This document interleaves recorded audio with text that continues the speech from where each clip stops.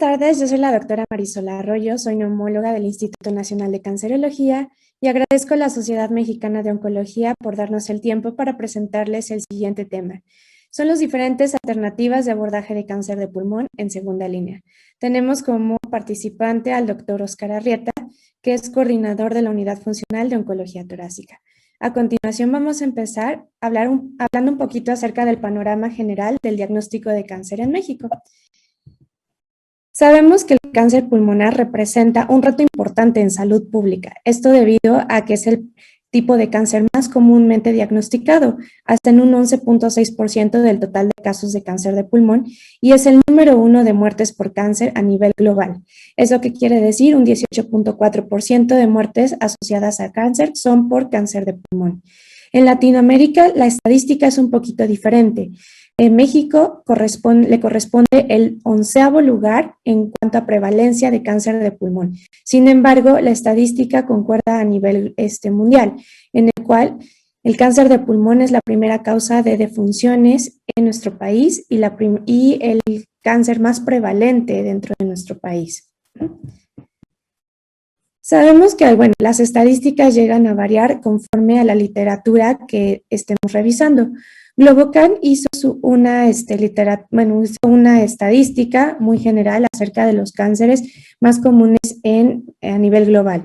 Sabemos que en nuestro país es una enfermedad subdiagnosticada. Aproximadamente 190.667 casos de cáncer se diagnosticaron en el 2018, de los cuales hubo una tasa de mortalidad del 5.8. Lo que podemos ver en la gráfica de abajo es que la prevalencia de muertes, más bien la mortalidad, redujo del año 2000 al 2016. Esto se debe debido a que hubo políticas en contra del tabaquismo, que es el principal factor de riesgo para el desarrollo de esta neoplasia. Entonces, en el 2000 que teníamos una mortalidad de 10.8, se redujo a 7.9. El cáncer de pulmón varía dependiendo del estadio socioeconómico, del lugar de vivienda y del género del paciente, el sexo del paciente. Es más frecuente en hombres que en mujeres y 80% de las muertes se han reportado en áreas rurales, en donde el acceso a servicios de salud es más difícil que en las zonas urbanas.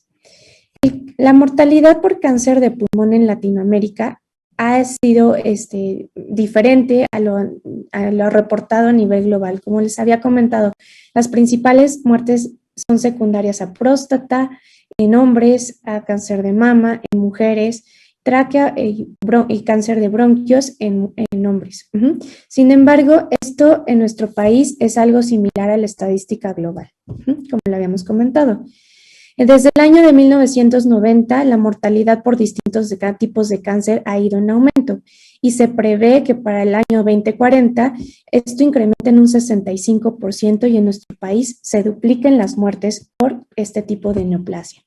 La distribución que hay en México es diferente en varias zonas. Como les había comentado, hay una disparidad en cuanto a zonas rurales versus zonas urbanas, el estatus socioeconómico del paciente, que esto le permite el acceso a tratamientos, a modalidades diagnósticas y también la edad de los pacientes. Vemos que en estados de la República del Norte es más frecuente la exposición a humo del cigarro, humo de biomasa o combustibles orgánicos, por lo cual la prevalencia del cáncer de pulmón es un poquito más alta. Lo que podemos observar en la gráfica del lado izquierdo es que Sonora, Baja California, Sinaloa y Nuevo León tienen las tasas más altas de exposición a humo del cigarro, combustibles ambientales, humo de segunda mano. Entonces, ¿qué es lo que estamos viendo acerca del tabaquismo? Tabaquismo, principal factor de riesgo para presentar cáncer y otro tipo de enfermedades no asociadas a cáncer, como enfermedades crónicas relacionadas al humo del cigarro, como EPOC, o algún otro tipo de enfermedades como fibrosis pulmonar idiopática o fibrosis pulmonar en general. El cáncer de pulmón se relaciona en aproximadamente En países de ingresos altos, más o menos en un 10 a un 20% los fumadores activos o exfumadores presentan cáncer de pulmón, mientras los pacientes que tienen una exposición nula a este factor de riesgo tienen una posibilidad, un riesgo de 1 al 2% de presentar cáncer. Sabemos que los pacientes, a pesar de que hayan sido diagnosticados con cáncer de pulmón, en un 50% siguen fumando y 83% de los pacientes van a seguir fumando a pesar de este diagnóstico, a pesar del tratamiento. Sabemos que dejar de fumar es algo que impacta en la calidad de vida del paciente y en el pronóstico del mismo. Sabemos que esto incrementa la eficacia de los tratamientos como quimioterapia, reduce las complicaciones de la radioterapia, de las cirugías, reduce riesgos de complicaciones postoperatorias, incrementa el tiempo de sobrevida y mejora la calidad de vida. Existen otros tipos de productos alternativos al tabaco, que es lo que ha sido ahorita un tema en boga. Estos son sistemas electrónicos de administración de nicotina, no cigarrillo electrónico, ya que existen muchos tipos de dispositivos actualmente y se clasifican por generaciones. Primera generación teníamos el tabaco convencional, en el cual sabemos que el humo de tabaco tiene 7,000 sustancias químicas, de los cuales 69 son carcinógenos. Y aproximadamente de los SEAN, estos sistemas electrónicos de administración de nicotina, estos tienen de 20 a 60 carcinógenos, sin embargo se desconoce con exactitud el número exacto y el tipo de componente que estos tienen. Pero sabemos que dentro de estos componentes existen carcinógenos, como que algunos dispositivos utilizan baterías o sistemas de calibración o que contienen materiales pesados como el hierro, el cromio, el aluminio, la cerámica, el sílice, saborizantes que son irritantes, y dentro de los aerosoles hay nitrosaminas, nitrosonornicotina, que es un derivado de las que es un subtipo de nitrosamina, acroleínas, que son de las más tóxicas, glicidol, hidrocarbonos aromáticos policíclicos y aldehídos. Entonces, bueno, esto del tabaquismo es un problema muy grande de salud mundial. Sin embargo, sí existen personas que quieren dejar de fumar, además, a pesar de que la industria del tabaco ha impuesto mucha publicidad, ha bloqueado varias leyes, varias reformas para limitar el uso de estos dispositivos. Pero sabemos que estos pacientes, si quieren dejar de fumar, más o menos del 1.8 pacientes que son fumadores, del 1.8 millones de fumadores, 73% quieren dejar de fumar. De estos, solamente 24% han recibido un consejo breve para dejar de fumar. ¿Eso qué quiere decir? Orientación por algún personal de salud que los guíe para dejar de fumar. 56% de estos que recibieron el consejo breve hizo un intento en ese año y solamente 16.5 abandonaron el consumo de tabaco. Estas fueron estadísticas del ENCODAT, que es la Encuesta Nacional de Adicciones y Tabaquismo del 2017.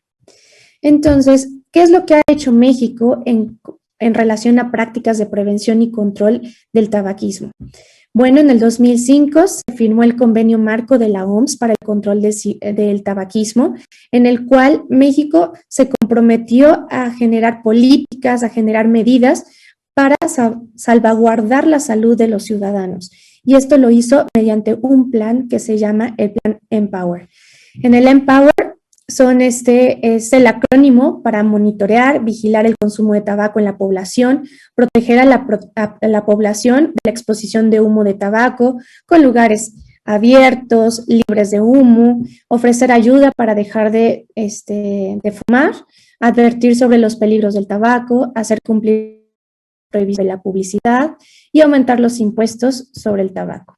Entonces, en relación a este convenio que firmó, que es el convenio marco, ¿qué fue lo que hizo México? Pues generó la ley de control de tabaco y del consumo contra la exposición a sustancias nocivas, en los cuales se generaron varios artículos, en los cuales queda prohibido el uso del tabaco en lugares que están definidos como espacios 100% libres de humo de tabaco. Estos son lugares públicos, restaurantes, hospitales, centros comerciales, lugares cerrados como el cine. Deberían de existir zonas exclusivamente para fumar, exactamente. Quien quiera tener en alguno de estos espacios que son públicos, zonas para los fumadores, lo puede realizar. Y bueno, pues debemos de hacer respetar todos los ambientes libres del humo. Entonces, también hay otra ley acerca de los letreros que indiquen claramente su naturaleza.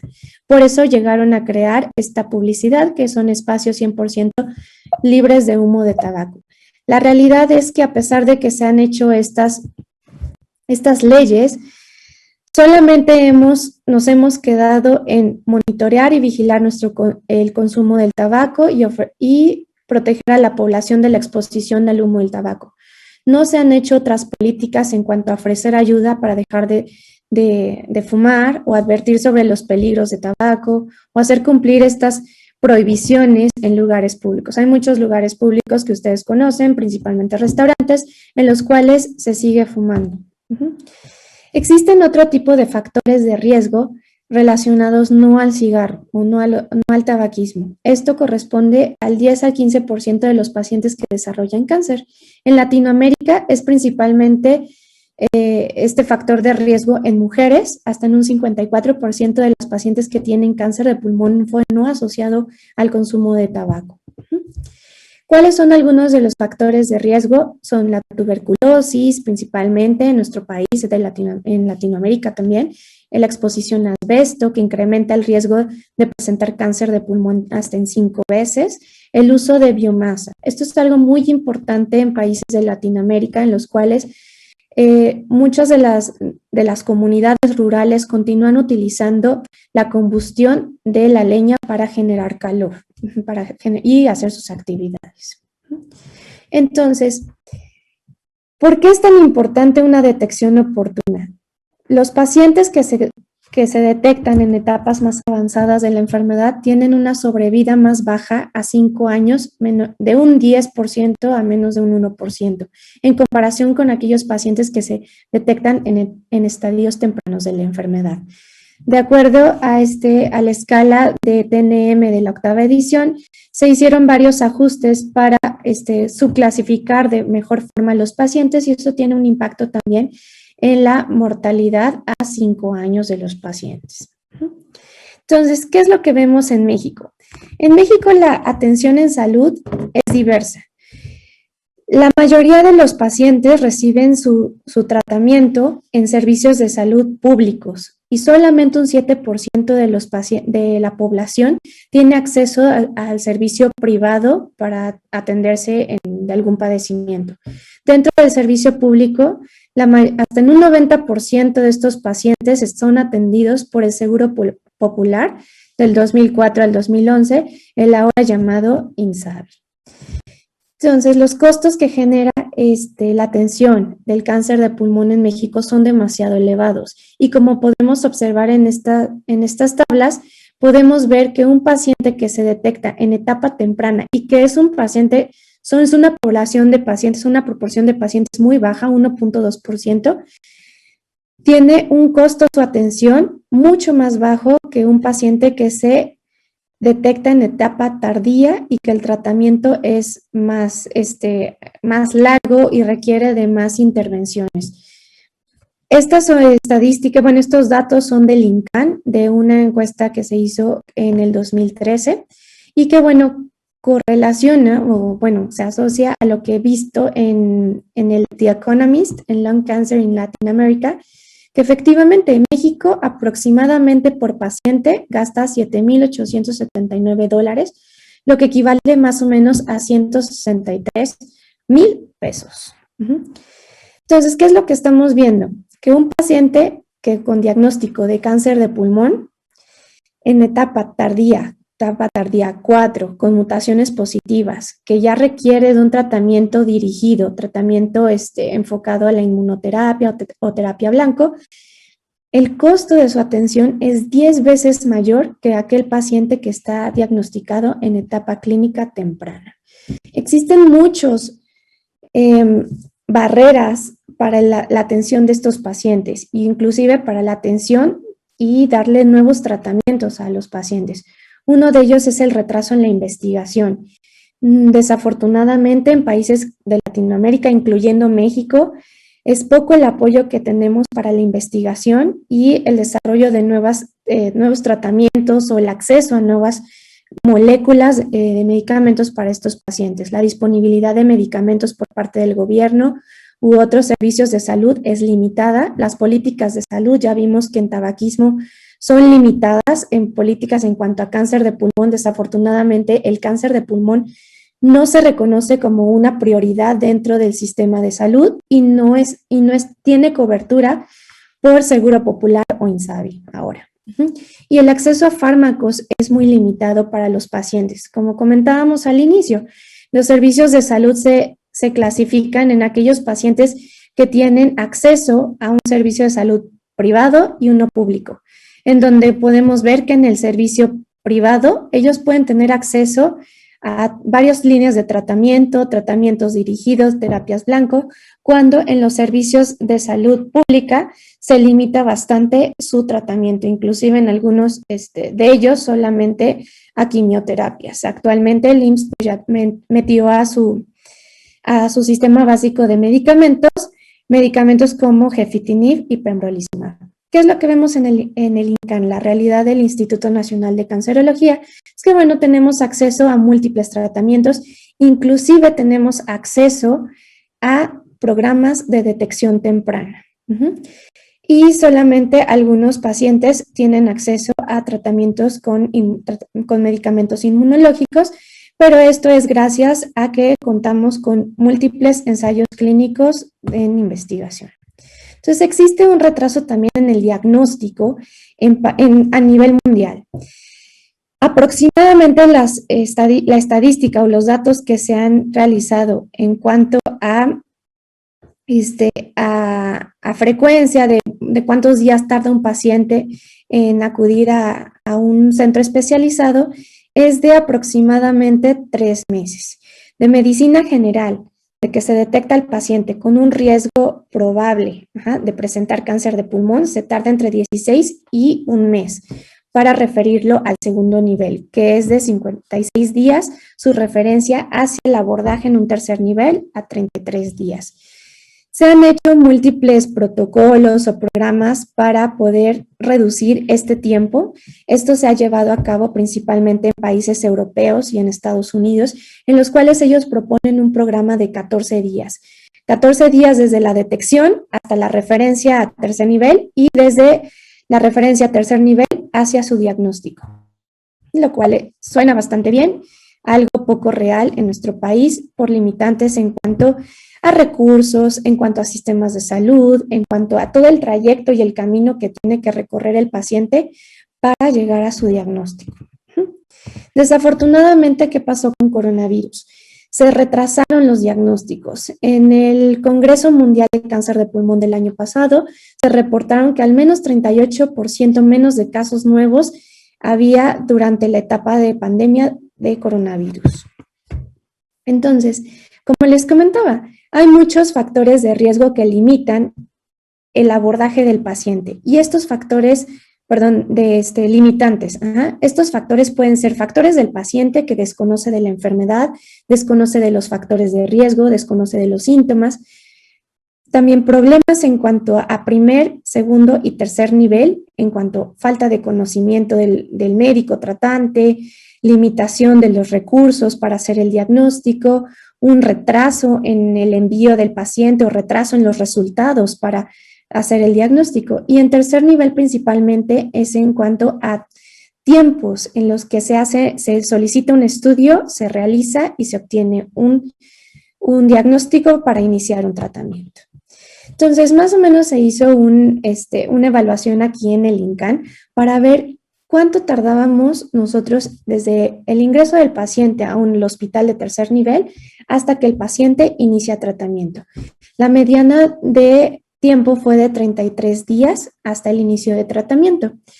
Algunos pacientes, 70% de los pacientes tardaban menos de 62 días y un 30% más de 62 días.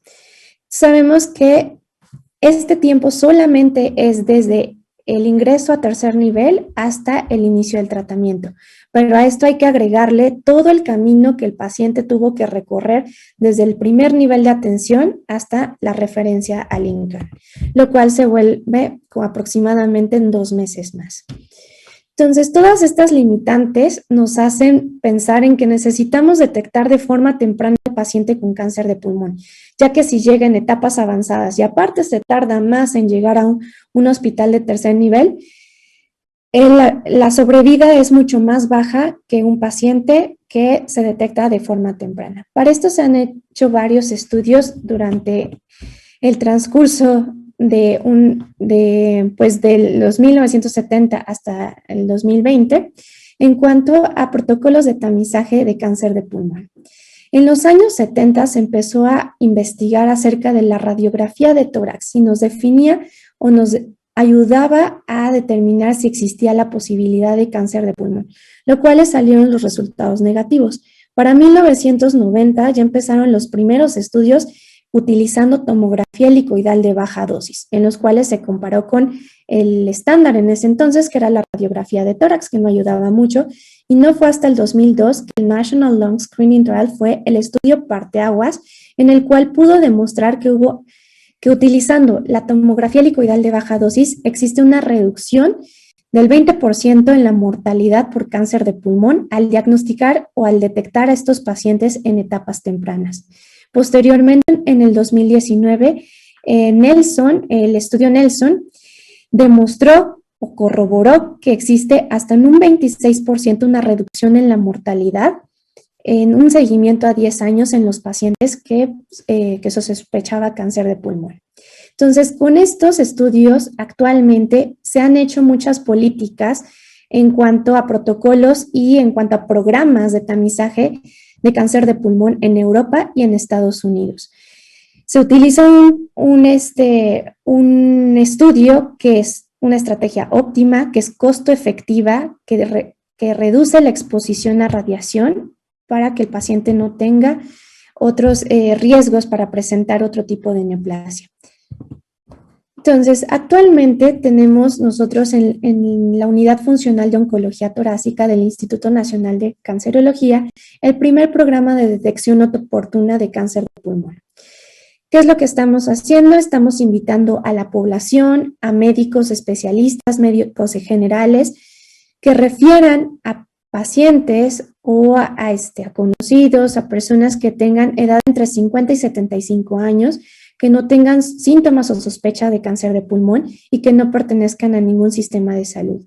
Los pacientes deben de tener un tabaquismo activo o ser exfumadores en un lapso no mayor de 15 años y el índice tabáquico que el paciente requiere para ser candidato del programa de detección oportuna es de 20 cigarros al día. Puede tener exposición al humo de la leña o no, en promedio más de 100 horas al año, o diagnóstico de enfermedad pulmonar obstructiva crónica. Los pacientes reciben una evaluación inicial, se les realiza una tomografía de baja dosis y se valora su caso mediante un equipo multidisciplinario compuesto por radiólogos, neumólogos, imagenólogos, oncólogos, en el cual se determina si el paciente cuenta con riesgo alto en caso de detectar alguna lesión sospechosa. Con esto termino mi participación. A continuación voy a dejarle la palabra al doctor Arrieta. Buenas noches, muchas gracias por estar aquí. Muchas gracias por la presentación de Marisol. Vamos a iniciar la plática de inmunoterapia en una segunda línea de tratamiento. Y también quiero agradecer a Bristol por la oportunidad el apoyo para esta sesión académica y a la ESMEO por la oportunidad también de platicar con ustedes. Y vamos a enfocarnos en una segunda línea, pero es imposible hablar de una segunda línea sin hablar de una primera línea. Realmente es un tema muy complejo en este momento dar una recomendación para un tratamiento de segunda línea, porque las características de los pacientes, los esquemas de tratamiento son muy diferentes. Voy a tratar de hacer un resumen muy básico. Vemos que, sabemos, ya Marisol comentó la importancia que tiene cáncer de pulmón 1 de cada 5 muertes aproximadamente asociadas con cáncer, pues está asociado con cáncer de pulmón, y con los esquemas de quimioterapia, pues de platino, pues se incrementa la expectativa de sobrevida, pero los dobletes, los esquemas son similares y altamente tóxicos y muy, muy limitados en cuanto a su efectividad. Lo que se ha visto con todos los estudios de inmunoterapia es lograr una mejoría en la expectativa de sobrevida de los pacientes hasta de un 30% a 4 años, cuando la quimioterapia se ve en una primera línea. Aunque en nuestra realidad es difícil que los pacientes en las instituciones públicas tengan inmunoterapia en una primera línea de tratamiento. Sin embargo, también se ve que aún en segunda línea, los tratamientos con inmunoterapia a 4 años se logra un 16% de sobrevida y con PDL1 positivo hasta un 20-25%. De tal manera que es real el cambio de lo que ha traído la inmunoterapia al cáncer de pulmón. Esta historia inició en la segunda línea, en donde se comparó el docetaxel, una quimioterapia muy limitada en cuanto a sus efectos, sus beneficios, sus respuestas que van del 7 al 12%, y una sobrevida libre progresión que va de 2.5 a 3.5 meses en el global de los pacientes en la sobrevida libre progresión, y sobrevida global alrededor de 8 a 10 meses. De tal manera que el comparador con inhibidores de checkpoint de PDL1, tanto en escamoso, no escamoso, con nivolumab, en ambas combinaciones con pembrolizumab con 1% en los estudios Keynote, y atezolizumab, demostraron todos un beneficio en sobrevida global, insistiendo que existen diferencias en el diseño de los estudios, con el Keynote 010 con PDL1 más de 1%, positivo el PDL1, pero los resultados son muy similares en cuanto a sobrevida libre de progresión, en la tasa de respuesta y en la sobrevida global, teniendo también efectos adversos relacionados graves alrededor del 10 al 15%, y que una reducción de riesgo de muerte global entre 20 y 30%, y pues demostrando y quedando como un tratamiento estándar el tratamiento de la inmunoterapia en una segunda línea en los pacientes con cáncer de pulmón. Pero era necesario tener mejores biomarcadores. Se han hecho muchos estudios acerca de la expresión de PDL1 y, por supuesto, llevar esto a una primera línea donde el escenario de respuesta es mucho mejor. Y es mejor utilizarlo en primera línea porque los pacientes se encuentran en mejor estado funcional, los pacientes se encuentran en mejor estado nutricional, que es muy importante, como la sarcopenia o la desnutrición afectan de manera negativa a la respuesta inmunológica. Y por supuesto también el tener tratamientos con esteroides o la misma quimioterapia previamente que disminuye la respuesta inmunológica, pues hacen que la primera línea sea lo más importante. Teniendo como biomarcadores, pues parte de los neoantígenos correlacionados con la carga mutacional, así como también la expresión de PDL1 y de diferentes tipos de biomarcadores como CD8, y por supuesto diferentes tipos de genes relacionados con interferón gamma.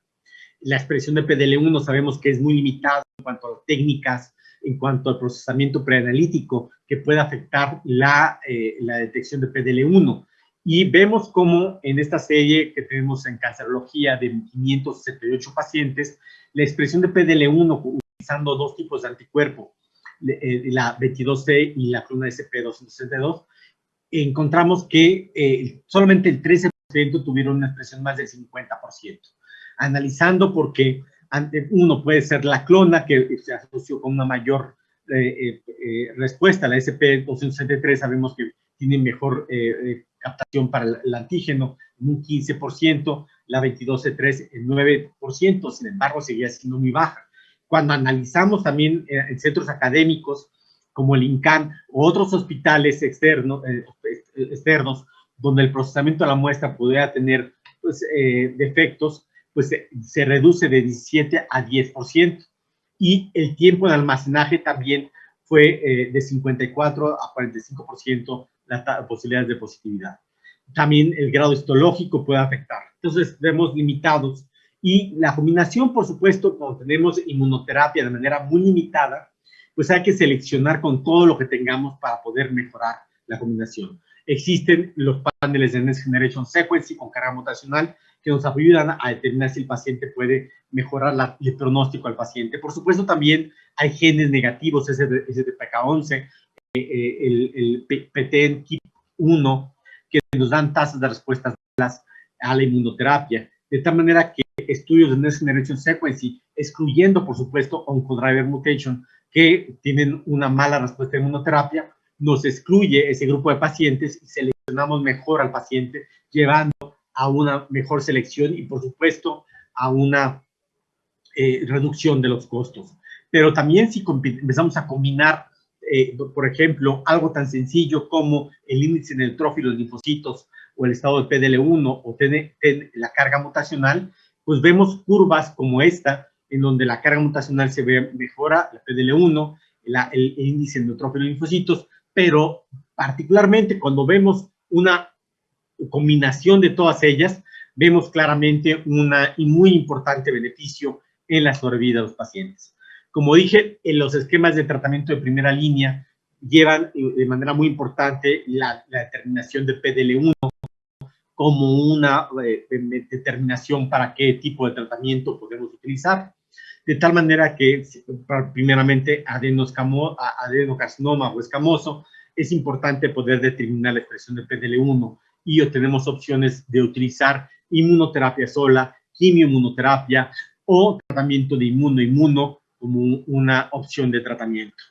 Por ejemplo, en este caso, un hombre de 76 años con tabaquismo, con adenocarcinoma y con buen estado general y metástasis mediastinales, tiene expresión de PDL1 del 20% y Next Generation de KRAS con G12D.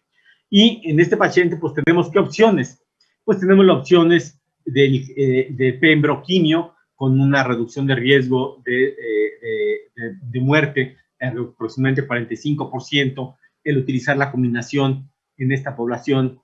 Igualmente el Power 150 con atezo, cabo, beva y quimio, y con una reducción de riesgo del 20% para muerte.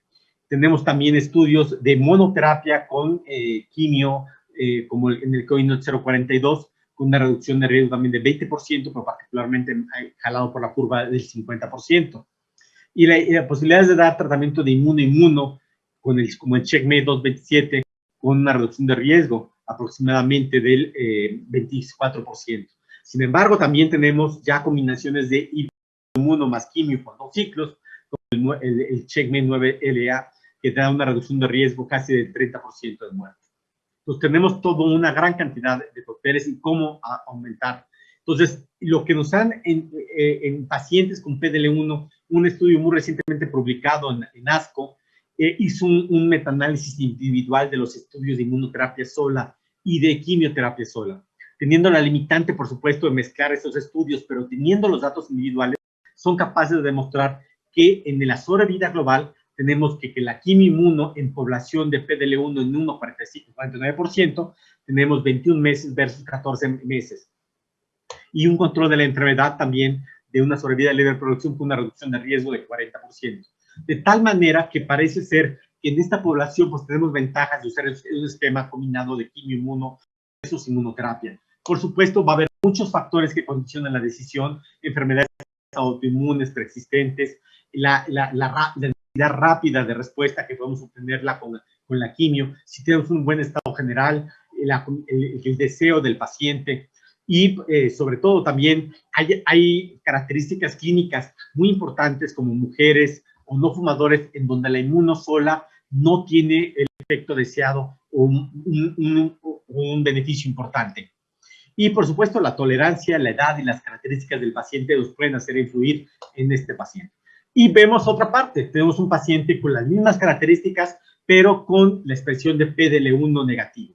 Aquí tenemos opciones, como es el tratamiento de quimio con inmuno, como en el CheckMate, que a pesar de tener PDL1 negativo, tenemos buena expectativa de sobrevida con la combinación del esquema de tratamiento y que son opciones que tenemos también dependen también de las condiciones preexistentes, qué tanto tenemos de beneficio con la quimioinmunoterapia, considerando el subgrupo de PDL1. Sabemos que del Keynote 189 hay beneficio con el PDL1 negativo, pero los factores pronósticos es un factor pronóstico importante tanto en el brazo control como en el brazo experimental.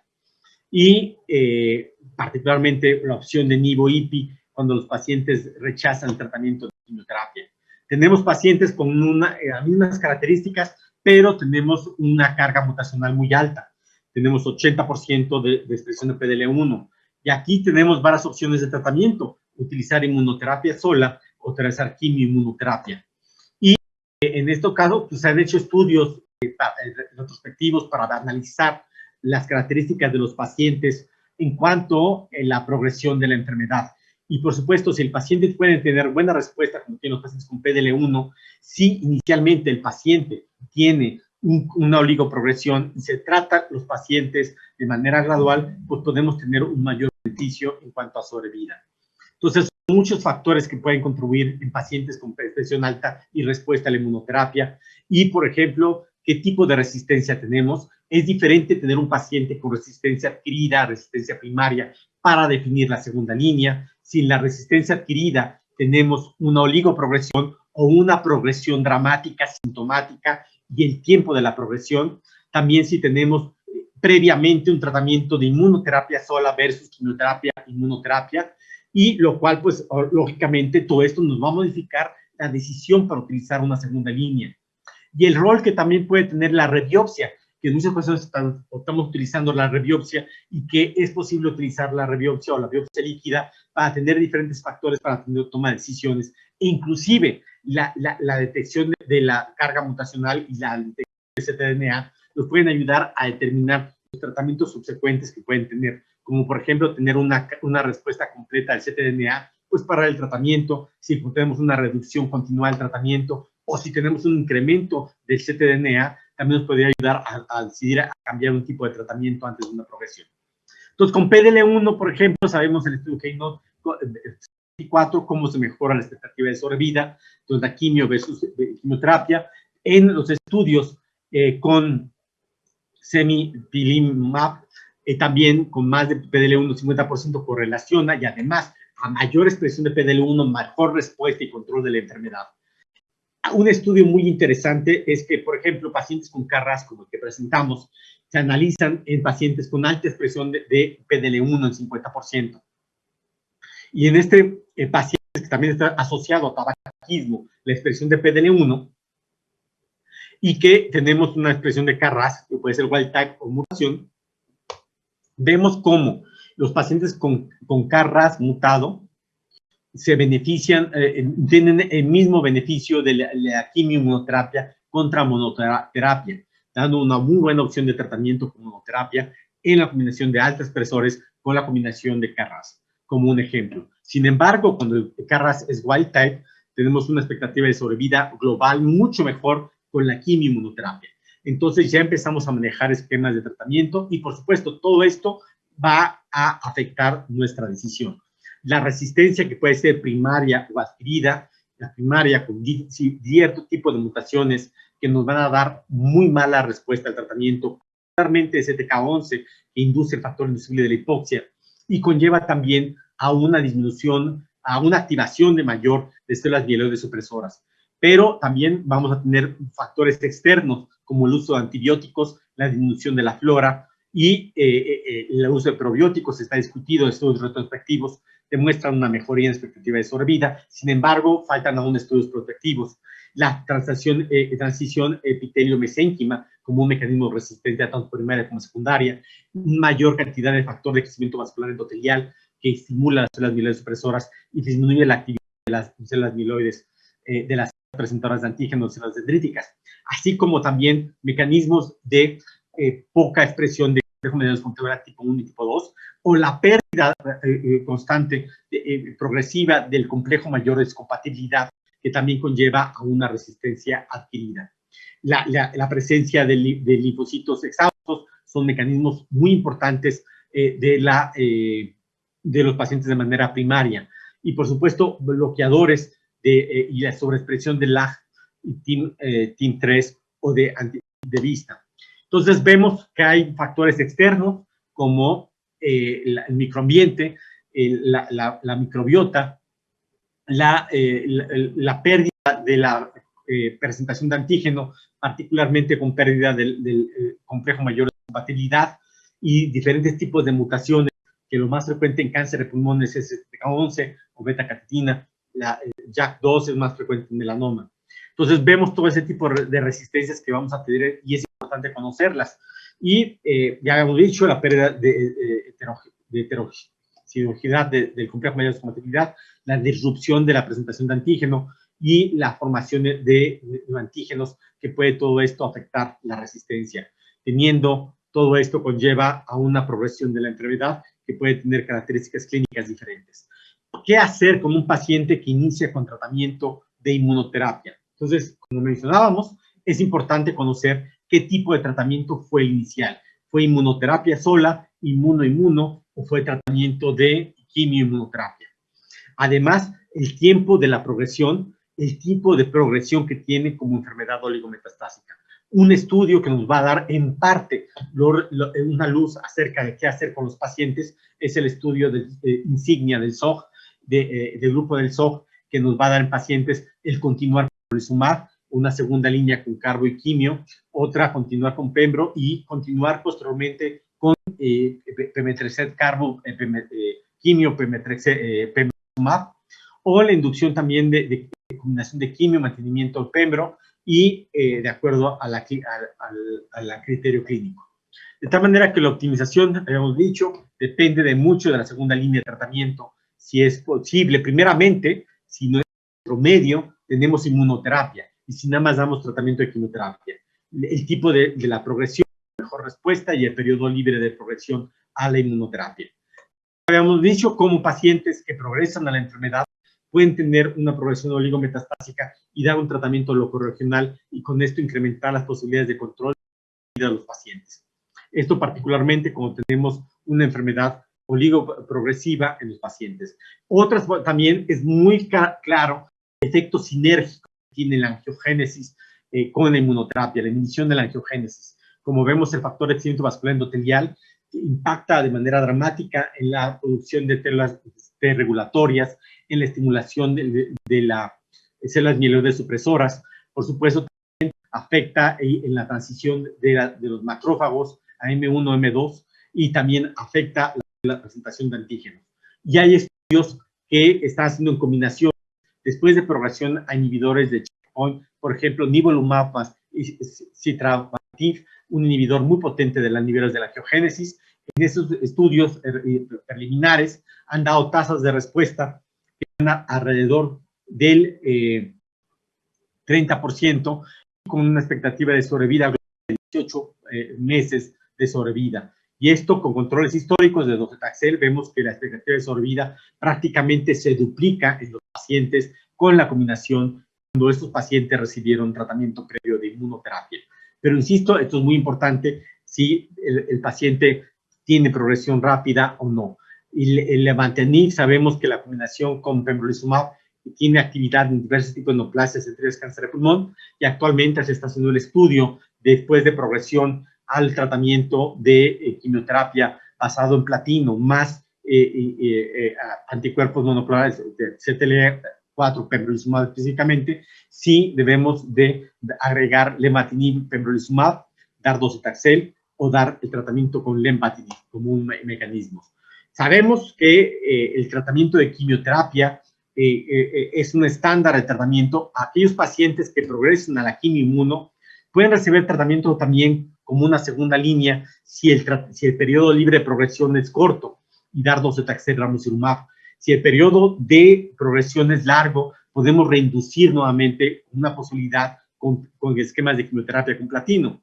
Pero cuando tenemos esta rápida progresión, una opción es dar esquemas con docetaxel, ramucirumab, por ejemplo, en los cuales en los estudios han dado tasas de respuesta alrededor de 23%, comparador con docetaxel de 13%, una mejoría en la sobrevida libre de progresión y sobrevida global, y que además los pacientes que tienen tratamiento previo con inhibidores de angiogénesis y que tienen una mala respuesta, un periodo corto de sobrevida libre de progresión al tratamiento previo, son los que más se benefician.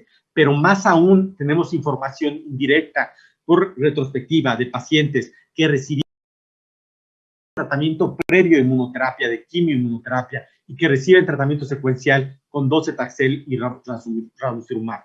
Y vemos aquí las comparaciones. Cuando los pacientes solamente tuvieron tratamiento con quimioterapia, y quimio sin inmuno, tenemos 15 meses de sobrevida con la combinación. Cuando el paciente recibió tratamiento previamente con inmunoterapia, hasta 23%. Cuando reciben de manera secuencial ese tratamiento de docetaxel, ramucirumab, hasta 29%. Los pacientes que reciben inmunoterapia en la primera línea modifiquen la historia natural de la enfermedad y puedan tener una mejor respuesta al docetaxel y a la inmunoterapia.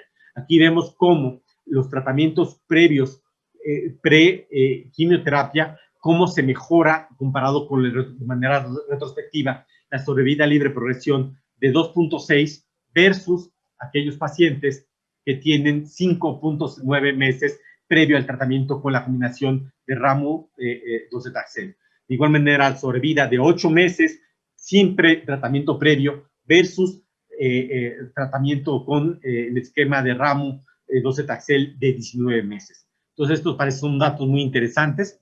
Estos son datos a falla previa al nivolumab, cómo los pacientes pueden tener tasas altas de respuesta con docetaxel nivo en estudios muy pequeñitos. Y bueno, estos estudios sugieren que puede haber beneficio de ese tratamiento después de una primera o segunda línea de tratamiento de inmunoterapia, como una segunda o tercera línea de tratamiento. También tenemos los estudios con nintedanib con docetaxel, en el cuales sabemos los estudios con docetaxel nivolumab mejoraron la expectativa de sobrevida de liberación y sobrevida global en adenocarcinomas, particularmente también a los que tuvieron pobre pronóstico, tiene rápida progresión a la primera línea. Y aquí vemos cómo también hay estudios ya que analizan los pacientes con el esquema de docetaxel nivo en una serie pequeña de pacientes en los cuales previamente tratado con inmunoterapia. Y vemos cómo las tasas de respuestas pueden ser tan altas como el 36%, que es más alto de lo que se están en históricos, con sobrevidas libre de progresiones que van de 6.3 cuando pacientes son previamente tratados y con docetaxel nivo. Entonces, todo esto nos habla también de una posibilidad de dar tratamiento con docetaxel nivolumab con una sobrevida que va alrededor de 15 meses. Y bueno, también como una tercera línea, después de utilizar quimio y luego inmunoterapia en segunda línea y docetaxel y ramucirumab, también son algunos estudios muy pequeñitos evaluando a los pacientes en donde se demuestra que la tasa de respuesta puede ser mucho mayor. Vemos que las tasas de respuesta con docetaxel son mucho más altas, con alrededor de 30%, una sobrevida libre de progresión que va alrededor de 5 meses y una sobrevida global que va alrededor de 10 meses. Y bueno, estos son algunos comparadores en cuanto a la tasa de respuesta que tenemos con una tercera línea, 36 meses, 36% de tasas de respuesta. Y bueno, analizando también aquí los tipos de adenocarcinoma, vemos cómo diferentes series demuestran que las tasas de respuesta con la combinación de docetaxel ramucirumab puede tener mejor pronóstico que aquellos pacientes que solo. ¿Qué pasa ahora cuando los pacientes no reciben inmunoterapia en la primera línea? Bueno, lo estándar es dar tratamiento de inmunoterapia. Y para esto tenemos las opciones de nivolumab, atezolizumab y pembrolizumab. Y en el caso de nivolumab, recientemente publicamos los resultados del CheckMate en 0.17 y 0.57, teniendo en manera global más de 1,000 pacientes analizados, 750 pacientes analizados, y de estos se han hizo las características tanto de los famosos como adenocarcinoma para analizar la expectativa de sobrevida ya en un seguimiento de más de 5 años. Y vemos que a 5 años tenemos una reducción de riesgo de muerte del 32%. Esto se impacta, lógicamente, esto es similar este beneficio es similar a los pacientes con escamosos como adenocarcinomas.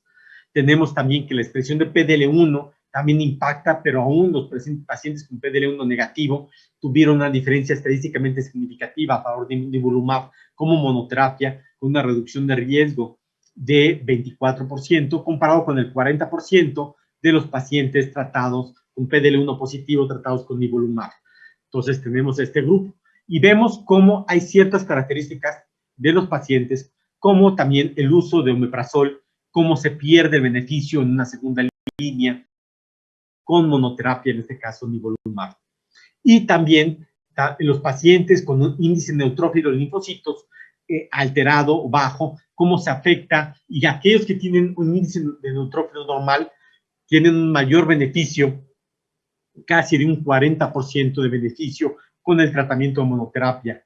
También esto es muy significativo. Cuando se analizan las poblaciones de los pacientes, de acuerdo a la tasa de respuesta, vemos que la tasa de respuesta es muy similar, alrededor del 20%. Tienen respuesta y que tienen una duración muy alta y un beneficio significativo en cuanto a la relación, en cuanto al control de la enfermedad, casi de un 70-80% reducción de riesgo de progresión.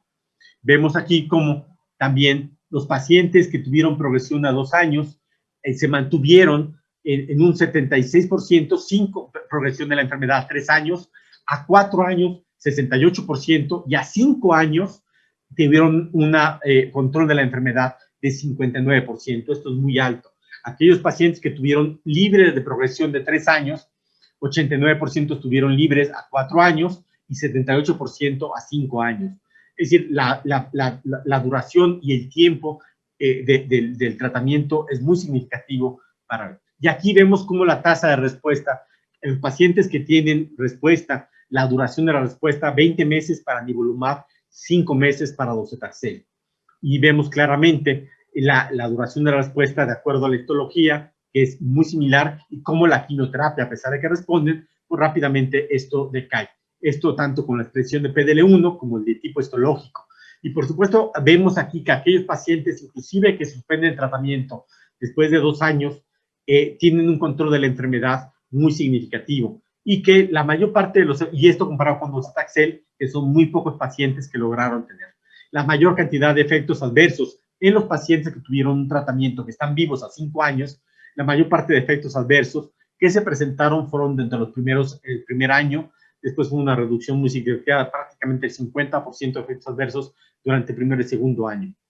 Y bueno, ya hemos hecho también estudios en pacientes que no reciben inmunoterapia en primera línea, en ese estudio que lo publicamos en JAMA Oncology, autorizamos a los pacientes a recibir docetaxel versus docetaxel pembrolizumab, tuvimos una mayor tasa de respuesta, 42 versus 15% para docetaxel, y una sobrevida libre de progresión que se redujo en un 75% con la combinación.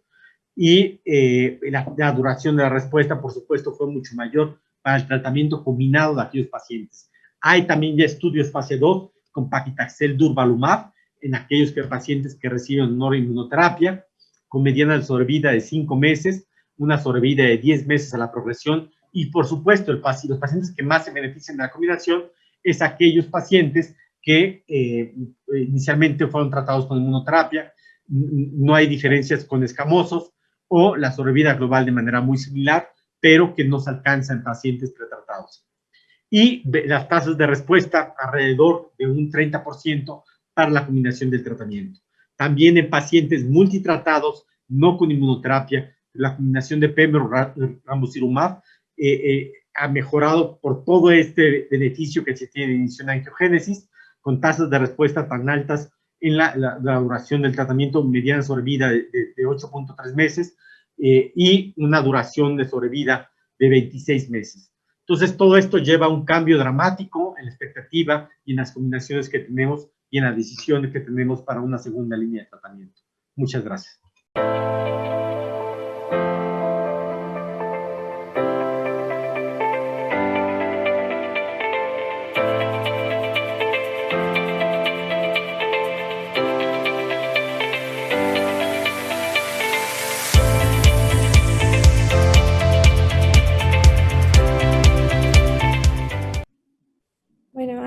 continuación vamos a ver un poquito unas preguntas que nos hacen el público.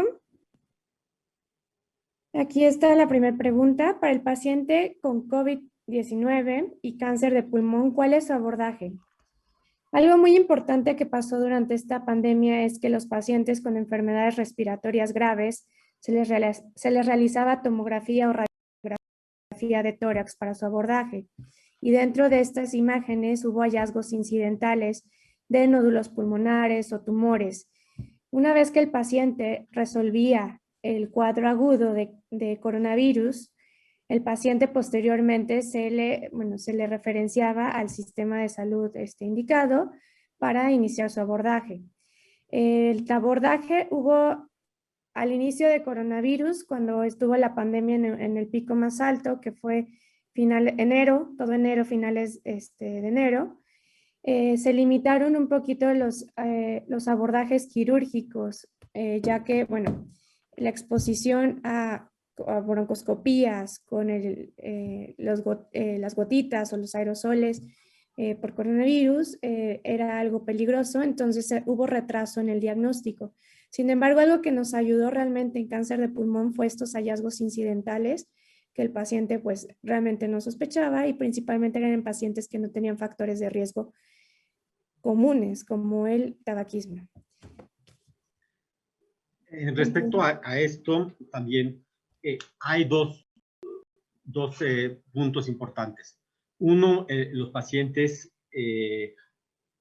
por el miedo y ansiedad que tenían, hasta 26% de los pacientes dejaron de venir a consulta, no por indicación médica. Y esto afectó en la progresión y en la sobrevida de los pacientes. Estos datos apenas los vamos a publicar en Oncologist, y hay una franca reducción en la progresión de la enfermedad. De tal manera que el tratamiento del cáncer pues no puede parar. Y el otro punto muy importante es que los pacientes con cáncer tienen, partiendo de cáncer de pulmón y leucemias, y en aquellos que se encuentran con quimioterapia, tienen hasta 4 veces mayor riesgo de muerte en diferentes tipos de series. Entonces, esa es una complicación muy, muy, muy importante, y que es que tuvieron sospecha o confirmación del COVID, por supuesto, tuvieron una progresión de la enfermedad y también un mayor riesgo de muerte. Pero siempre que tenemos un seguimiento en la clínica de los pacientes, utilizar telemedicina.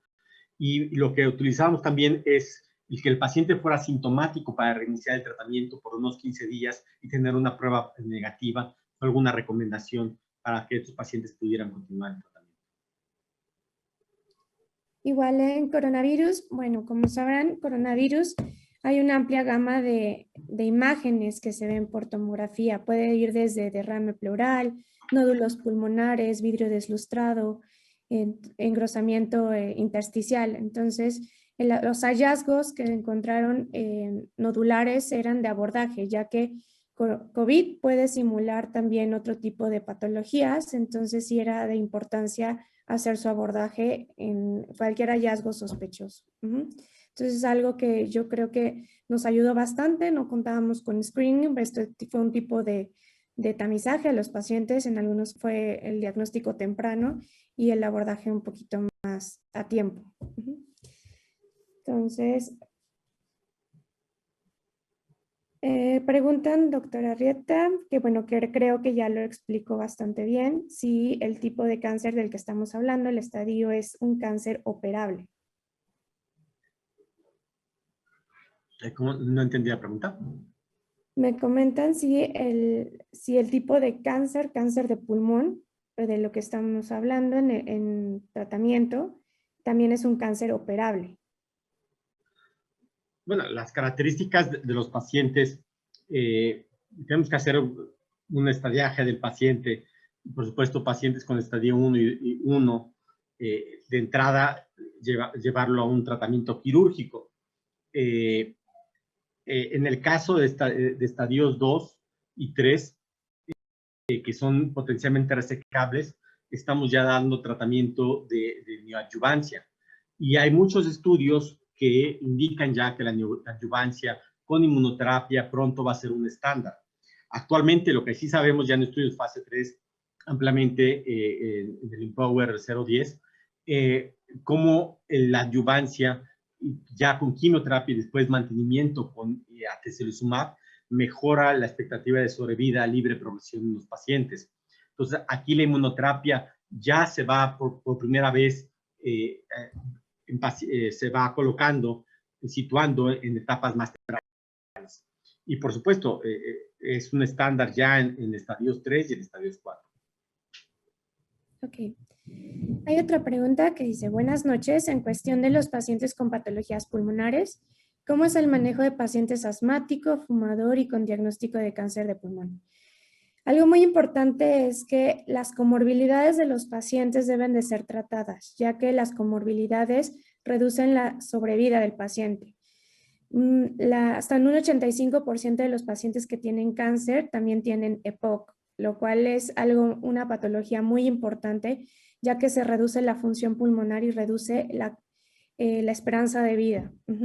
Entonces, los pacientes, si es algo particular en pacientes asmáticos, fumadores y con diagnóstico de cáncer, son patologías proinflamatorias. El paciente con asma y EPOC es un paciente que tiene una inflamación persistente y crónica. Entonces, esto predispone también a cáncer de pulmón. Los pacientes deben de ser tratados con sus medicamentos de base y a la par debe de ser abordado el paciente con cáncer de pulmón. Esta es la importancia del abordaje mediante un equipo multidisciplinario. Esto es porque los pacientes no solamente van a tener cáncer y los pacientes oncológicos con cáncer de pulmón son pacientes de edades, bueno, ya estamos viendo edades un poquito más tempranas, pero es edad media hacia arriba. Entonces tienen múltiples comorbilidades. Por lo tanto, tiene que ser un abordaje por múltiples especialistas para no solamente controlar el cáncer, sino también controlar todas esas enfermedades que van a afectar su sobrevida. Sí, el tratamiento multidisciplinario es muy importante. Y así como también reconocer que el tratamiento del tabaquismo en los pacientes con cáncer es fundamental. Eh, el, el tratar la comorbilidad es parte del tratamiento de los pacientes con cáncer de pulmón, así como importante es darle radioterapia, quimioterapia, el dejar de fumar, la rehabilitación y el tratamiento del EPOC o de los problemas cardiovasculares, de la hipertensión pulmonar, son esenciales para poder lograr un mejor pronóstico al paciente con cáncer. Hay otra pregunta. ¿Pueden acceder a estos tratamientos en todos los hospitales de segundo o tercer nivel? Bueno, el tratamiento del cáncer de pulmón, como todos los tratamientos de cáncer, son extremadamente costosos. No es un problema solamente de México, es un problema mundial. Al hacer todas las recomendaciones de las guías, es imposible mantener los costos de atención.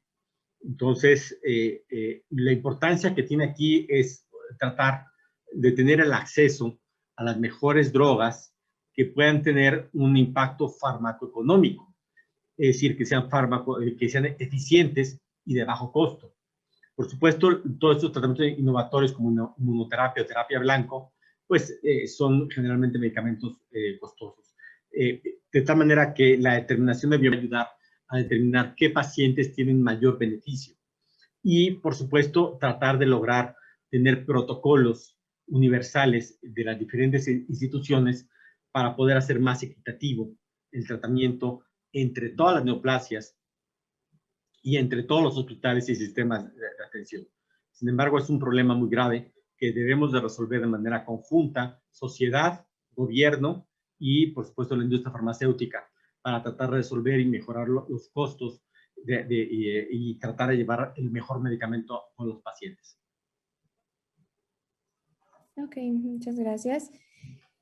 Aquí hay otra pregunta que comentan, ¿los signos y síntomas del cáncer pulmonar de células no pequeñas y el de células pequeñas se diferencian en algún factor?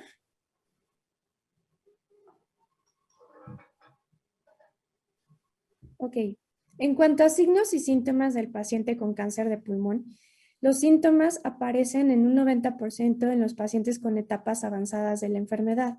El síntoma más común es tos, falta de aire o disnea o presión torácica. Puede haber hemoptisis, que es sangrado a través del árbol bronquial, lo cual eso es algo que no se puede distinguir entre una estirpe u otra de cáncer de pulmón. Para hacer el diagnóstico diferencial se tiene que tomar la biopsia. Actualmente sabemos que bueno, la asociación de factores de riesgo ya no está tan determinada como antes. Pacientes que fuman o no fuman pueden tener carcinoma de células pequeñas o no pequeñas. Entonces, los síntomas son realmente ambiguos y estos aparecen en etapas avanzadas de la enfermedad. Supone que pueda existir enfermedad a distancia. Tal vez puede existir diferencias, hay más frecuencia de síndromes paraneoplásicos en los tumores de células pequeñas o tumores neuroendocrinos que en aquellos pacientes con cáncer de pulmón de células no pequeñas. En el caso de, por ejemplo, de adenocarcinoma versus escamosos, hay mayor riesgo de hemoptisis, aunque no es exclusivo, pero es más frecuente con carcinomas escamosos. Entonces, sí hay ciertas características, pero de manera global son muy similares. Exactamente. Bueno, creo que son hasta ahorita todas las preguntas.